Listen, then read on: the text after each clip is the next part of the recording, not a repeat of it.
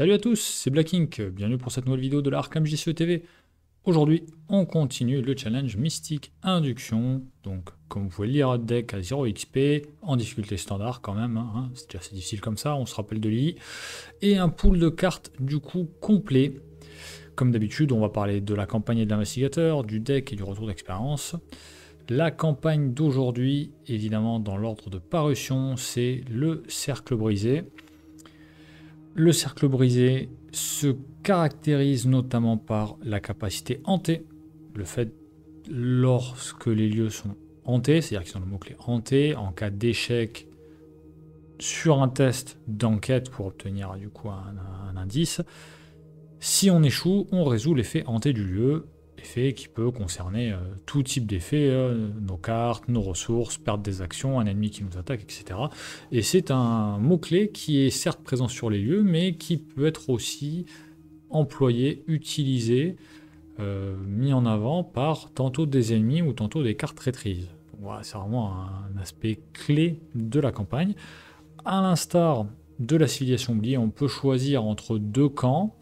Alors dans la version classique, grosso modo, on peut choisir que la lore joue notre propre voix, on va dire ça comme ça. Et avec le renouveau, on a aussi pleinement l'aspect sorcière, la congrégation d'Annette Masson, comme choix possible au niveau de la campagne. C'est une campagne qui, du coup, hors renouveau, met énormément l'accent sur la volonté. En renouveau, ça s'est équilibré. C'est un peu plus diversifié en matière de test et il y a quand même de l'agilité. Mais c'est vrai qu'en version classique, là, la volonté, elle prend plein pot. Et comme je le disais avec la mécanique hantée, on se doit d'avoir quand même un peu d'enquête assez forte. Autre particularité, voilà, sans empiéter sur les contrées sauvages, et je vous invite à aller voir la vidéo contrées sauvages en lien avec cette campagne. Bon, il y a le guetteur, qui est plus ou moins immortel, invincible, qui nous suit sur certains scénarios. Il y a des scénarios assez pénibles, comme le scénario 3, le nom secret. Voilà. Au niveau de l'investigateur, c'est une exception, et il y a eu plusieurs exceptions sur ce run-là, puisque j'ai pas choisi un mystique à proprement parler, voire un mystique pas du tout, puisque j'ai décidé de jouer Caroline Fern. Pour varier un peu, c'est vrai que j'étais pas trop inspiré. Alors vous allez me dire, oui, mais les mystiques, c'est eux qui ont la plus forte volonté. Tu viens de dire que sur le cercle brisé, il y avait beaucoup de volonté, et tu nous prends un investigateur qui n'est pas mystique et qui en plus a une volonté médiocre avec un 3. Oui, mais bon, j'avais envie de jouer autre chose. C'est vrai que Caroline a une statline qui cumule à 11 et non pas 12 comme les autres, avec pour le coup 15 points de vie au total, 6 de santé, 9 de santé mentale. Mais moi, ce que j'aime bien chez Caroline, c'est son deck building avec ses cartes gardiennes niveau 0 à 3, cartes neutres 0 à 5, cartes qui soignent de l'horreur niveau 0 à 5, ça on s'en fiche un peu pour ce run là, et jusqu'à 15 autres cartes chercheurs et ou mystiques de niveau 0 à 1. Ça, moi j'avoue que j'aime beaucoup ce genre de deck building, quand j'en discute assez souvent avec mes camarades de jeu. C'est vrai que jusqu'à avant que Vincent Lee arrive, je trouvais que le deck building de Caroline était quand même très très sympa. Et bon, après Vincent Lee est arrivé et il a cassé la baraque par rapport à Caroline, que ce soit en matière de deck building ou de statistiques. Donc c'est un peu dommage pour elle. Mais il n'en reste pas moins que je trouve que c'est une combinaison de deck building qui est très sympathique et qui donne lieu à pas mal de possibilités. Alors évidemment, Caroline n'est pas une combattante, elle est plutôt du côté enquête. Et on pourra critiquer le fait qu'il est quand même un peu limité avec un trop petit nombre de cartes chercheurs, mais le fait de cumuler tantôt chercheur, tantôt mystique, ça peut donner lieu quand même à une capacité de gestion des indices assez importante, avec un deck qui peut aller jusqu'à la moitié quasiment du deck en hors classe, chercheur mystique. Donc c'est quand même pas inintéressant. Bon, évidemment, sur ce run, on est en solo. C'est vrai que le soigner des horreurs en solo, on pioche moins de cartes traîtrises, on pioche moins de monstres. Bon, c'est pas forcément ce qui est le plus utile, pour autant l'appoint en termes de ressources peut être intéressant. Mais moi, c'est surtout pour le deck building que j'ai voulu choisir Caroline. Bon, thérapie par l'hypnose, j'y reviens pas, il y a déjà eu un épisode Instinct de survie consacré à Caroline dans le cadre des runs proposés par Luc, donc on va passer rapidement sur les cartes signatures, puisque j'utilise les cartes signatures classiques et non pas les alternatives. Bon, pensée rationnelle qui pourra toujours un peu nous embêter si jamais on n'a pas de soins, sachant que la seule source de soins qu'on a là, c'est thérapie par l'hypnose. On va y venir avec le deck que voici. Un deck, bon bah vous le voyez, facile, entre guillemets. Il faut enquêter, donc on a les loops. Les loops, c'est vraiment un moyen d'enquête qui est super pratique, surtout en solo. C'est pas cher, c'est rapide, donc on perd pas d'action. Et avec deux loops, Caroline cumule à 6 pour du standard. 6, ça commence à être quand même très très bon. À côté de ça, on n'a pas grand chose de plus pour enquêter. Ça suffit, déjà qu'on commence à 4. On a Alissa qui nous donne l'autre +1 et puis qui est là pour vraiment nous trier le DR. C'est vrai que c'est une carte maintenant... Je me dis que j'en use et j'en abuse, surtout avec les mystiques, parce que c'est quand même très très pratique. Et finalement en solo, bah, la fatalité qui va bien pour trier le deck rencontre. Bon, on arrive très vite à se débarrasser d'Alissa pour pas subir le fait de perdre des rounds. Bon, on a pris des perceptions, mais pas grand chose de plus. C'est Lucidella à faire pour un appoint de ressources, puisqu'on sait qu'on va pas utiliser sa capacité. Donc vous voyez, en termes d'enquête, c'est pas énorme. Sur la gestion des ennemis, j'ai voulu un peu diversifier, faire autrement, en prenant par exemple les menottes, puisque c'est une carte qui va très bien sur cette campagne, puisqu'on a pas mal de cultistes qui jouent, donc des humanoïdes. Et à côté de ça, on a des retraîtrices qui nous disent de réaliser des tests, et si on a un ennemi incliné dans notre lieu, eh bien ce test réussit automatiquement. Et avec les menottes, bah, on attache les menottes à un ennemi, et du coup, il reste incliné avec nous tout le temps, donc c'est quand même assez pratique. Les bolas, c'est dans la même idée, c'est de pouvoir gérer les ennemis, surtout les chasseurs, et éviter du coup qu'ils puissent venir nous embêter trop souvent. Sur la gestion des ennemis, surtout pour les fuir, on a le masque du loup qui est arrivé avec Hemlock, qui nous permet d'avoir des boosts tantôt de force, tantôt d'agilité, et là c'est surtout pour de l'agilité qu'on l'a pris. 2 formes éthérées pour continuer à fuir. Et puis voilà.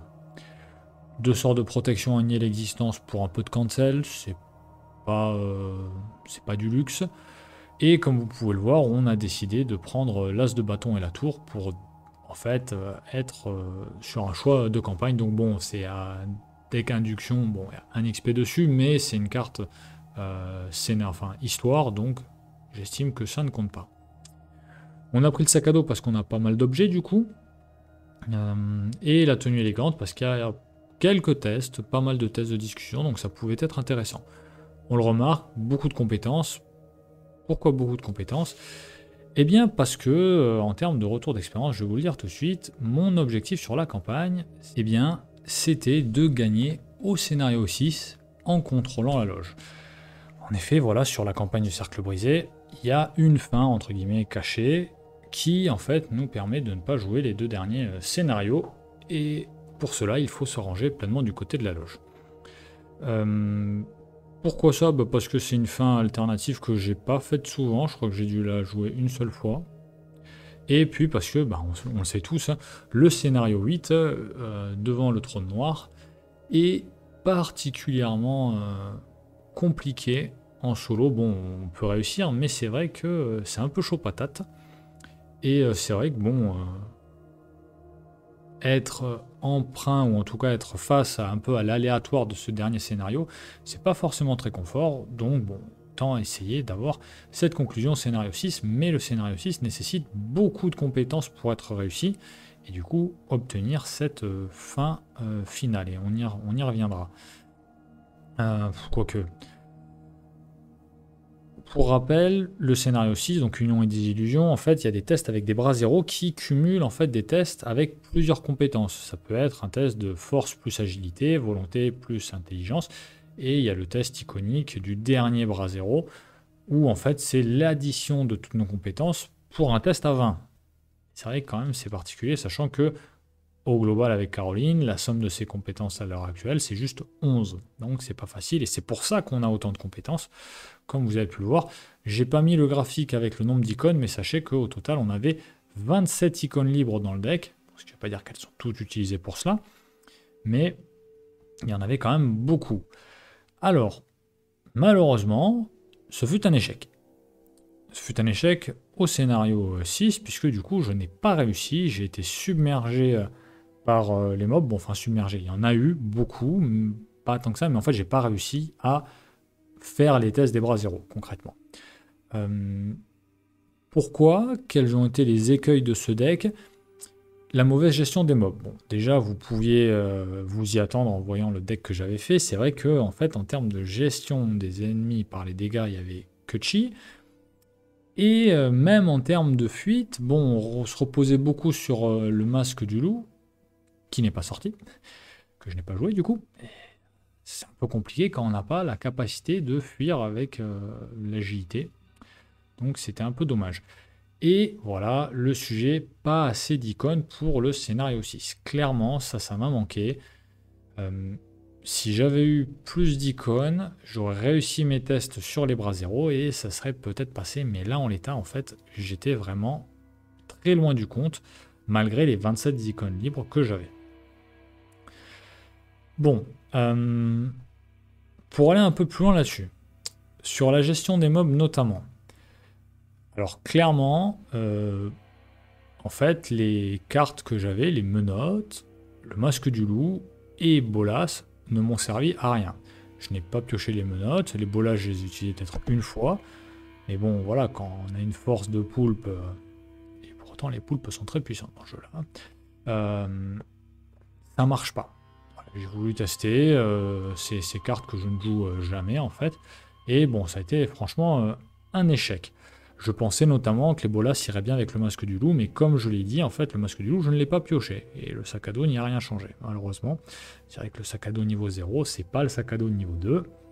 Donc, malheureusement, il n'y a pas eu l'effet escompté. Et donc, du coup, bon, c'est vrai qu'à partir du moment où on se dit, bon, bah, on enlève ces 5 slots, puisque j'avais pris une seule paire de menottes, donc 2 masques, 2 bolas, une menotte. Bon, ça libère quand même des slots dans le deck. Mais après, c'est pas tout. C'est pas la seule chose que j'ai enlevé. Évidemment, du coup, j'ai enlevé aussi le sac à dos, j'ai enlevé les tenues élégantes parce que finalement les tenues élégantes en termes de discussion m'ont pas tant apporté que ça, j'ai pas fait tant de discussions que ça, c'était pas si utile finalement.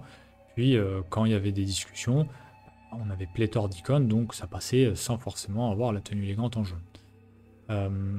Donc voilà, ça fait pas mal de slots en fait qui étaient inutiles. Et c'est vrai qu'à côté de ça, voilà, sur la gestion des mobs, il aurait été bien d'avoir d'autres types de cartes, comme la lame spectrale, parce que bon, faire 3 dégâts, ne serait-ce que pour les molosses, ben, c'est quand même pas mal. Donc c'est vrai que c'est un peu dommage de ne pas avoir pris ça. La forme éthérée c'est sympa, surtout pour le scénario 1, où ça nous permet en fait de fuir l'intégralité des sorcières à l'intérieur du cercle et d'enquêter tranquillement. Ça, voilà, c'est un truc classique. En termes de gestion de ce scénario-là, avoir une forme éthérée, c'est super. Mais c'est vrai que la forme éthérée, ça fait pas tout. Et pouvoir gérer les ennemis, voilà, bonne vieille méthode comme dirait Shep, un bon ennemi est un ennemi mort, c'est quand même pas inintéressant. Pareil, l'explosion de dynamite, c'est des dégâts par 3, sans test. C'est pas inintéressant. Et pour certaines, on va dire, parties, certains scénarios avec des cartes assez restreintes, c'est pas inutile, encore une fois, de claquer par exemple une forme éthérée, de changer de lieu et de balancer une explosion de dynamite derrière. Et enfin, bah, le lexique occulte aussi aurait été une bonne source de dégâts, mais pas que, aussi une source de pioche intéressante grâce au rituel 200. Donc ça, c'est un peu l'analyse que j'en ai faite directement à chaud après avoir échoué sur la gestion des mobs. Après, il y avait aussi des petites choses à corriger au niveau des icônes de compétences pour le scénario 6. Et du coup, bon, concrètement, sans vous le cacher, bon, assez agacé par ce nouvel échec, je me suis dit, bon, tant pis, on se relance dans le truc parce que j'ai pas envie de faire le scénario 6, 7 et le scénario 8. Et je le retente parce que, en vrai, il manquait pas grand-chose en matière de gestion pour réussir à transformer l'essai. Ce qui fait que, en fait, d'emblée, directement derrière, je suis reparti à l'aventure avec Caroline en ajustant le deck avec ce dont je viens de vous parler. Et du coup, voici le deuxième deck que j'ai utilisé en ayant fait voilà, mes petits ajustements. En matière de soutien, on voit qu'il y en a beaucoup moins qu'avant, donc beaucoup moins de pertes de potentiel de temps à poser des soutiens. Et surtout, il y a le lexique occulte. Le lexique occulte permet de gérer des mobs sans test, permet de piocher aussi, est assez gourmand en ressources, et ça c'est vrai que je l'ai remarqué, étant donné que je ne jouais pas sur le soin, j'ai parfois été un chouïa juste en matière de ressources. Alors juste, ça veut dire que ça m'a pas causé du tort, mais il aurait pas fallu avoir des pertes de ressources liées à des traîtrises ou quoi que ce soit, ça aurait pu gripper un peu la machine. Autre aspect très intéressant du lexique occulte, mais surtout du rituel de sang, c'est que le rituel de sang a 3 icônes. Et ces 3 icônes pour les tests des bras 0 au scénario 6, bah, c'est quand même très sympa. Et notamment pour le test du dernier bras 0, où il y a toutes les compétences qui sont mises en avant. Loop à l'Instagram, ça change pas. Au niveau des événements, alors on a gardé une forme éthérée, voilà, pour des petits combos comme j'ai dit, avec l'explosion de dynamite ou pour le scénario 1. Et on a pris 2 lames spectrales. Alors nier l'existence, effectivement, je l'ai enlevé parce que finalement, il n'y avait pas tant de sources de dégâts et d'horreur. Par contre, j'ai rajouté une esquive pour plusieurs raisons. Au scénario 1, ça peut servir dans le cercle pour éviter une grosse attaque d'un net maçon le temps qu'on récupère les indices. Ça peut servir au scénario 6 si jamais on doit faire un test de bras 0 alors qu'on a le guetteur sur nous. Et potentiellement, si jamais j'avais voulu jouer le scénario 3, ça aurait pu me servir aussi par rapport aux attaques de Nab. Mais bref, j'ai aussi voulu redispatcher mon équilibre en matière de cartes hors classe, hors gardien. Donc j'ai enlevé les 2 Eureka et j'ai mis connaissance profonde pour avoir un chouïa plus de pioche, sachant que j'ai rajouté 2 crans qui n'étaient pas là avant. Et l'autre gros ajout, c'est main tendue, cette compétence gardien qui est arrivée avec les clés écarlates, notamment pour Carson, qui nous permet de doubler le nombre d'icônes de compétences sur une carte qui a été attribuée. Et du coup, vous vous doutez bien que doubler promesse de pouvoir ou prendre l'initiative, ça fait tout de suite 8 ou 6 icônes libres, c'est quand même pas rien. En termes de ressources, bon voilà, on est sur quelque chose qui est pas très cher, mais comme je le dis, le lexique occulte, moyennant la pioche, bon ça coûtait quand même 2 ressources à chaque fois, donc c'était quand même pas rien. Mais c'était quand même intéressant. Et sur les icônes, là je l'ai mis, bon, on n'a pas plus d'icônes libres que sur l'ancien deck, puisqu'on en a 27 aussi. Néanmoins, on a main tendue, donc ça il faut quand même le prendre en compte. Et au global, j'ai un chouïa plus d'icônes d'intelligence, un chouïa moins d'icônes de volonté. Bon, ça se joue à très peu de choses. Alors là, effectivement, vous allez me dire, ouais, mais là, typiquement, si on commence à être envahi par les mobs, on peut pas gérer. Bon, en vrai, encore une fois, on est en solo, on a Alyssa, donc on peut quand même filtrer un petit peu. Et entre le lexique occulte, les lames spectrales, et j'avais pris un petit coup vicieux quand même, au cas où, pour venir renforcer la lame spectrale, et il m'a servi. Il m'a servi, un petit 4 de dégâts. Alors je sais plus pourquoi, parce que c'était il y a longtemps, mais je sais que j'ai utilisé, donc bon, en vrai, c'était peut-être pas la meilleure carte à mettre, j'aurais dû mettre une autre compétence avec plus d'icônes, mais bon voilà, c'était un petit appoint de dégâts qui était quand même pas trop mal. Bon, j'ai pas trop détaillé, j'ai pas cherché à détailler là le nom au niveau des scénarios. Le scénario 1, bon en gros j'ai utilisé le défaut du scénario, c'est-à-dire que j'ai cumulé tous les indices que je pouvais et j'ai passé tous les actes d'un seul coup. J'ai réussi mon test d'agilité pour que le rejeton de la chèvre arrive incliné en jeu. Et du coup, le round d'après, j'ai géré l'enquête au sein du cercle en prenant des attaques d'opportunité. Mais ça s'est fait très très bien. Le scénario 2, j'ai réussi à sauver Joseph. Le scénario 3, j'ai abandonné. Voilà, clairement, c'est un scénario qui est ultra pénible et il n'y a aucune plus-value à le faire. En tout cas, quand on va finir au scénario 6. Si on finit au scénario 8, oui, en ayant des souvenirs, etc., c'est mieux. Le scénario 4, alors sur mon premier run, je l'avais abandonné directement et en fait, ça m'a joué des tours parce que, en fait, le nombre d'hérétiques relâchés sur la ville a un impact, a des effets sur le scénario 6. Et donc là, sur le deuxième run, je me suis dit, bon, il faut quand même pas rentrer bredouille, il faut essayer de se donner un peu plus d'air que la dernière fois. Donc j'ai géré un hérétique, après j'ai abandonné, de façon, en fait, voilà, pas avoir trop de jus, enfin trop de retard sur le scénario 6.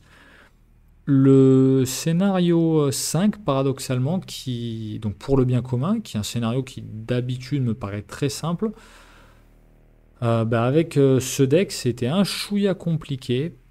parce que du coup on manquait un peu de fuite et malheureusement là très souvent j'ai réussi avec le mulligan à avoir et la loupe et l'issagram en main de départ et là en fait j'avais pas l'issagram et donc du coup ça a été un peu compliqué à gérer. J'ai fini in extremis de mémoire en termes d'avancée d'intrigue. Je crois que j'ai dû finir au dernier round ou l'avant-dernier, un truc comme ça. C'était passé, mais bon, j'avais pas joué trop de chance. Je crois que sur cette partie-là, j'ai eu quelques échecs automatiques, c'était pas foufou. Et la répartition des clés était pas optimale non plus. J'ai dû faire un aller-retour dans la baraque, c'était pas ouf. Par contre, voilà, sur le scénario 6, c'est vrai que il n'y a pas photo. Les icônes du rituel de sang m'ont aidé et main tendue. Bon, bah voilà, j'ai utilisé une fois sur une promesse de pouvoir, une fois sur un prendre l'initiative. Ça m'a fait mes tests pour certains bras zéro, c'était vraiment génial. Et j'ai pu dépenser des indices pour réduire la difficulté dans le dernier bras zéro. Donc c'était plutôt une belle réussite et j'étais quand même assez content de ce deuxième run que j'ai fait dans la foulée, quoi, concrètement. Les bonnes surprises, bon voilà, j'en ai déjà parlé, c'est main tendue et le rituel de sang pour les raisons que j'ai déjà évoquées. Et c'est vrai que main tendue, souvent on se dit, bon bah c'est pour Carson, mais finalement, en vrai, en tout cas sur certains scénarios clés, ça peut valoir le coup. Je me dis par exemple que sur la civilisation oubliée, dans la cité des archives, ça peut être bien aussi, puisque déjà que notre carte d'investigateur icien nous permet de doubler les icônes de compétences d'une carte, avec main tendue, ça nous permet de faire 2x2, donc c'est quand même plutôt intéressant. Alors oui, c'est pour un scénario particulier, mais typiquement, si on est truand et qu'on est adaptable, ça peut valoir le coup. Rien de plus pour ce deck, donc voilà. Bon, j'ai commencé le mystique, bon, j'ai fini évidemment par rétablir la vérité avec Gardien Induction, avec Caroline, donc voilà. Honnêtement, non, j'ai été très content quand même de faire ce run et j'étais content de voir que c'était possible en fait de réussir ce fameux scénario 6 avec Caroline et toutes ces icônes.